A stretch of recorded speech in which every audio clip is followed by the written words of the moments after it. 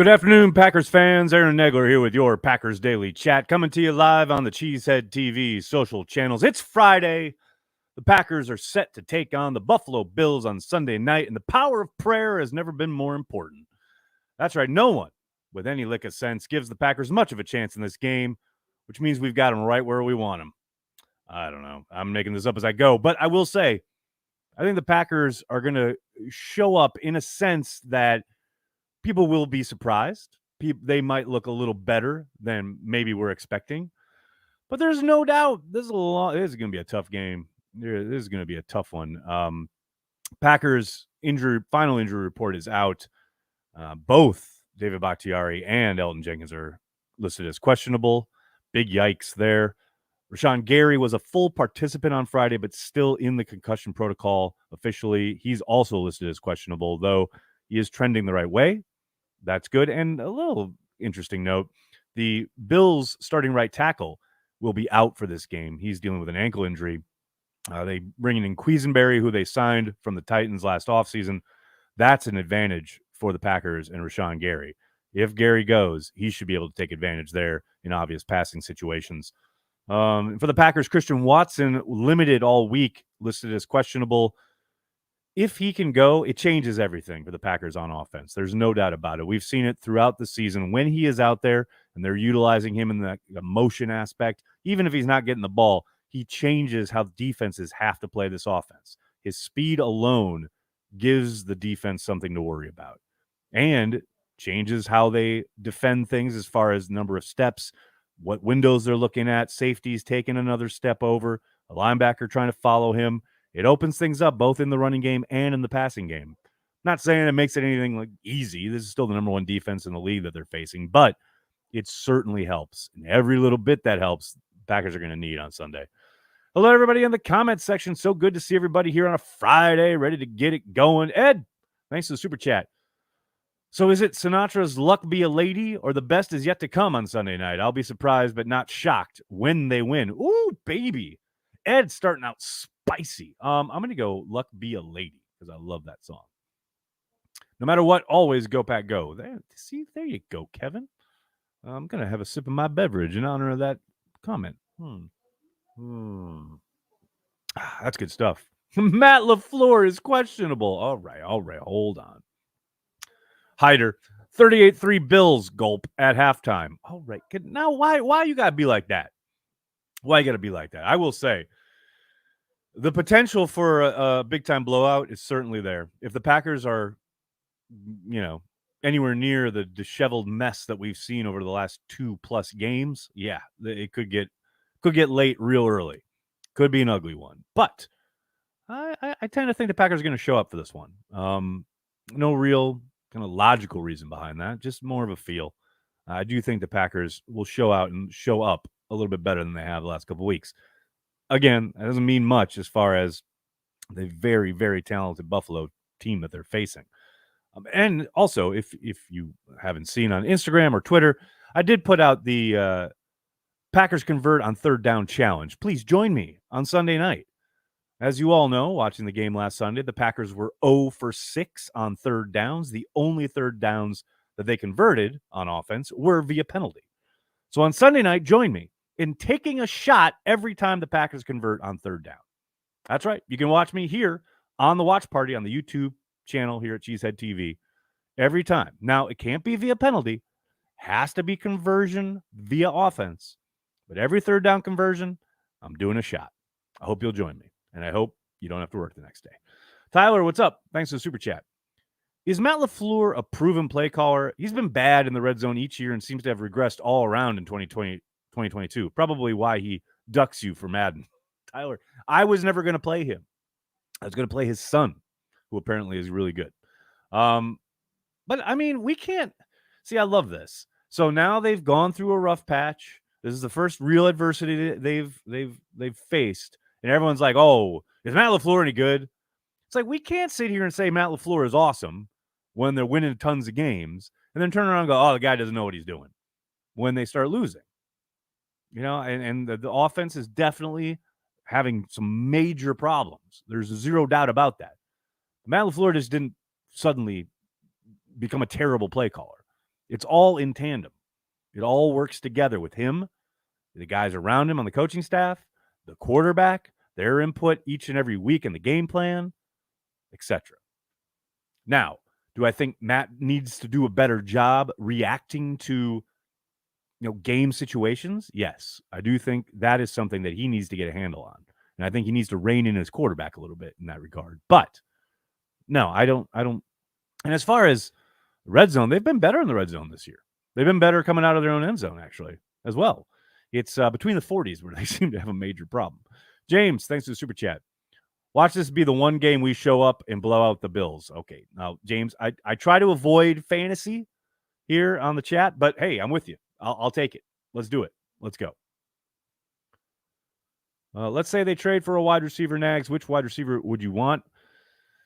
Kevin, I'm still not convinced they make a move, but if they do, I hope it's either Brandon Cooks or Corey Davis. Those are the two guys I think who would fit really nicely. I don't think the Jets would probably give up Davis, young player still, even though he's on a new contract, but a younger player. They're in the mix. They're winning games. I don't think they give him up, but I think Brandon Cooks could be got. I'd be down for that. Let's see. What's up, Rick Ward?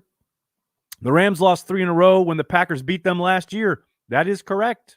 I keep saying this, man. It's a long season. The Rams looked absolutely lost last year, like mid-November, early December. That 3-game skid. I mean, I think, didn't Matt Stafford throw a pick 6 3 weeks in a row or something? Like, they looked absolutely done. And then they turned it around and won the Super Bowl. And I'm not saying the Packers are going to go on and win the Super Bowl. I'm not even close to saying that. I am saying we have no idea how it plays out. And there is a long way to go. I mean, could it get ugly? Sure. I mean, it already kind of is. But people saying, the season's over, you can safely ignore them because they have no idea what they're talking about. John, what's up? Thanks for the super chat. How big of a bottle of bourbon should I buy? Mini, half pint, 10th, 5th? Hashtag shot fund.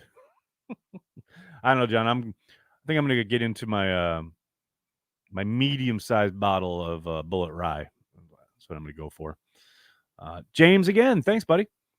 I'm just going off how crazy this season has been. I feel you, dude. I feel you. The sense that, when the schedule comes out and you see the stretch where they play the Giants, the Jets, and the Commanders, and you think, oh, that's the stretch where we kind of bulk up on W's, right? And then the Packers basically piss away the entire stretch. I feel you, man. I feel you. Dave, thanks for the super chat. Do the Packers need a good showing Sunday for there to be any chance Goody makes a move? No, I talked about this yesterday. No, Sunday's outcome, or even how they look. If he's going to make a move, those conversations are being had right now. Sunday night, win or lose, how bad they look, how good they look, that's not going to be a driving factor or determining factor at all.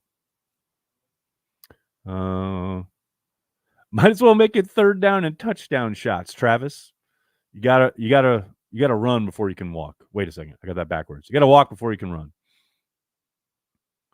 I don't care if they make it to the Super Bowl. I just want to win.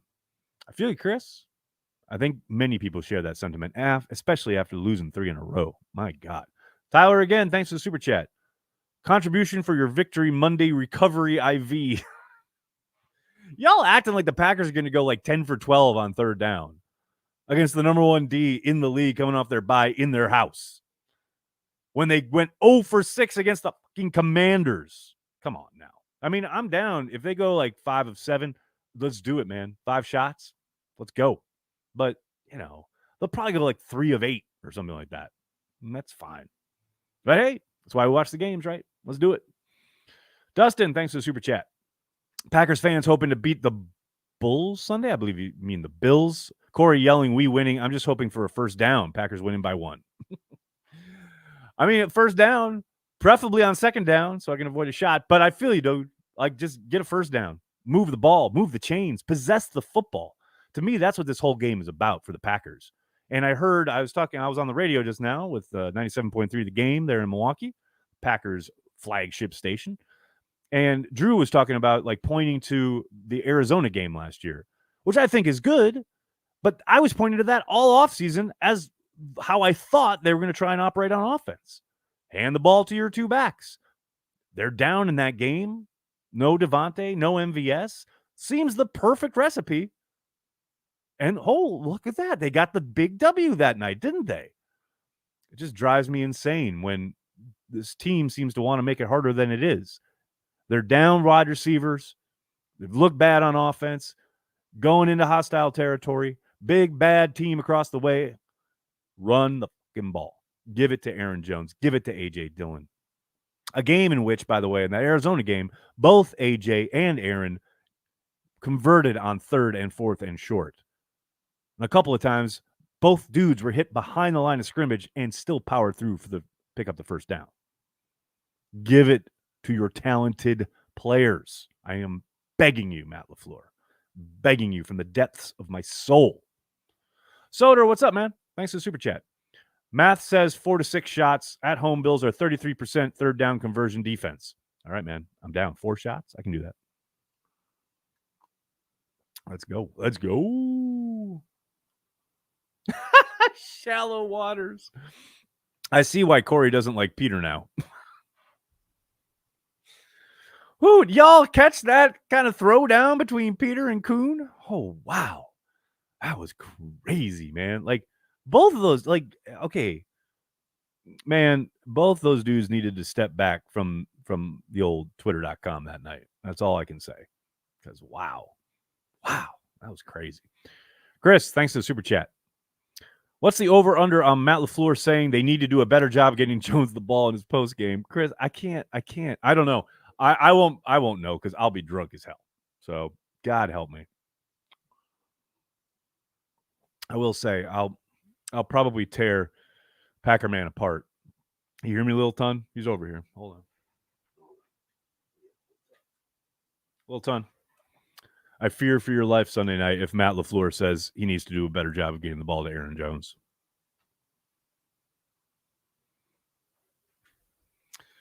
Godspeed, Lil Ton. Godspeed.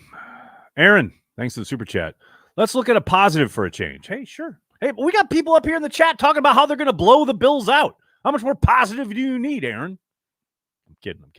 Let's look at a positive for a change. Enigbari is beginning to look like a steal. Getting him in the 5th, having him as a solid rotational guy is dope. I agree, man. I was just talking about that on the radio. With Gary being questionable, and I'm not saying, he's not going to play or whatever, but it is somewhat helpful to know that you've got a kid who at least looks at least active when it comes to rushing the passer. And I do like how Barry got Quay Walker involved, getting him off the edge a few more times in that game in Washington. You throw all that in the mix along with Gary, cooking with gas. But yes, Enigbari is looking like, I don't know about a steal, but he's looking like a player. He's definitely looking like a player. No question there. Dave, thanks for the super chat. If I was the Packers play caller, I would run that pin and pull pitch play until someone stops it twice in a row. Swear it works every time.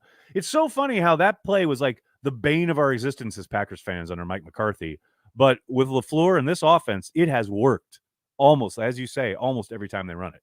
I can't believe they didn't go back to it more in Washington. They legit got 5 yards almost every time they ran it. I'm with you, man. I am with you on that one. 100%. H. Carrington, it's not Lil Tun's fault. He wants to run. I feel you, brother. G. David, what's up, man? Thanks for the super chat. Is there anything about the Packers franchise culture you find problematic that might be showing up on the field? No. 100% no. Like what? I'm curious as to what you might believe would filter onto the field that would be problematic. I can't even fathom what that might be, G. David. Can you expound upon that? Because no, I can't for the life of me.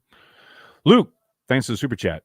Hey, Nags, just got here. I'm really excited for Watson and Torrey. Oh, man, I hope Watson can go. I really hope Watson can go. And, yeah, Torrey got his first reception last week. I'm all for seeing a little bit more of him. I don't know if Rodgers would throw to him on a dare in normal down and distance like run of the game. I know last week they were trying to come back and probably a little desperate, but I'm with you. I hope he takes one to the house. I hope he has like a 60-yard post bomb touchdown. I'm all for it. Let's do it. Ryan, thank you for the super chat. If the season really goes south, I believe Goody could be updating his resume after the season, doing shots if they go for it on the 4th. No, 4th downs do not count. No shots for 4th downs. And also, I hate to tell you this, Ryan, because apparently you want him out the door, but Brian Gutekunst literally just signed a contract extension. He's not going anywhere, no matter what happens this season.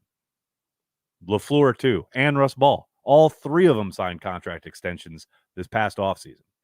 These are their guys. They're not going anywhere. Settle in. Is Matt Ramage here? Matt Ramage, coach saying I got to get 33 the ball more is like me saying I got to stop drinking so much while getting hammered. Ramage, you ain't wrong, brother. You are not wrong. Yeah, that's kind of my old thing. I think I put this on Twitter a couple years ago. Like, seemingly every few months, I'm like, man, I got to stop. I see myself in the mirror. I look how fat I am, and I'm like, God, I got to stop drinking beer. And then I go buy a 6-pack. G. David, thanks again. Perhaps stubbornness, hesitancy to change or try new things. Just been trying to explain to myself what we're seeing. Overall, an amazing franchise, of course. I don't know if, okay, thanks for clarifying. I don't think, and I was looking for it. You didn't need to do another super chat, but thank you so much. Hesitancy to change or try new things.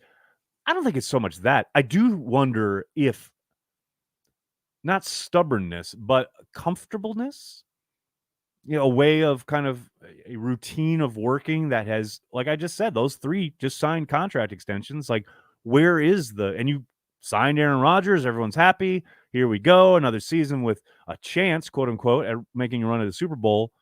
Well, now we see it's kind of all become way too real, way too quick. I do wonder if there was a little bit of, I guess not complacency, but a little like being a little bit too comfortable. Thinking, oh, Devontae, we'll trade him away. Well, Matt and Aaron will figure it out on offense. Blah, blah, blah. We'll spend all this money on defense. The NFL will hit you upside the head real quick. And maybe, we'll see. Maybe, national TV against a really good opponent. Maybe that brings it out of them.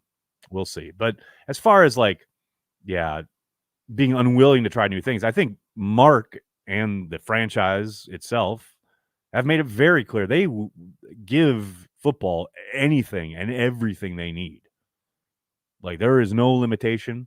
You want to try new things, you go right ahead. You need a new practice facility. Let's talk about it. You need an underground garage for the dudes and to get football and personnel closer to our coaching and personnel closer to each other. So we'll build this underground bunker. Yeah, we'll spend millions of dollars and uproot lot one and we'll do it all. Like, football runs the roost. So I can't imagine that it's the franchise that has led to what we're seeing on the field outside of what I just talked about. Maybe a little bit too comfortable. Marcus, thanks to Super Chat. $20 for your excellent taste in music. Well, thank you, Marcus. That's really nice of you to say, because I know my daughters would definitely disagree with you. Although I will say, Olive Nagler has become the biggest Depeche Mode fan. It is fucking awesome. She's talking about wanting to go see Depeche Mode on their tour. They're coming to New York next April. And Olive's all like, can we go? Like, hell yeah, we can go.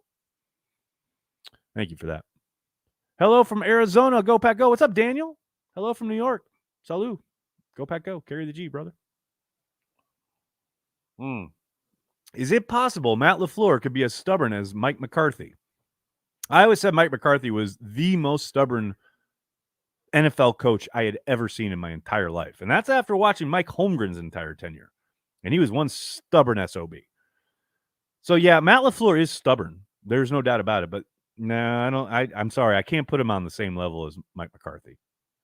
Mike was absurdly stubborn. Mike was so stubborn, he put Jason Spriggs on an island on 3rd and long repeatedly. Cringe. What's up? Thanks for the Super Chat. Dog update. There's no dog update per se, but Olive will have an update for everyone, hopefully by Christmas. We'll see. But just keep watching the socials. You'll get one. Ed, again, what's up? Thanks for the Super Chat. Packers are going as a team for Halloween. Go Pack Go. Very well played. Well played. G. David, again, thanks for the Super Chat. Appreciate your thoughts. Makes sense. Go Pack. Thank you so much. Thanks for the support. And thanks for the great question. All right, everybody. I'm going to have to get going. Can't thank you enough for hanging out, talking Packers each and every day, Monday through Friday, right here on the Cheesehead TV social channels. Please do me a monster favor and hit like on the video, subscribe to the channel, and then tell your friends and tell your family. Cheesehead TV. We are devoted to Green Bay Packers fans worldwide. Have a great weekend, everybody. Hopefully, I'll see you on Sunday night right here on the Watch Party on the YouTube channel. It's going to be a lot of fun. Join me. The Packers convert on third down challenge. A shot every time they convert.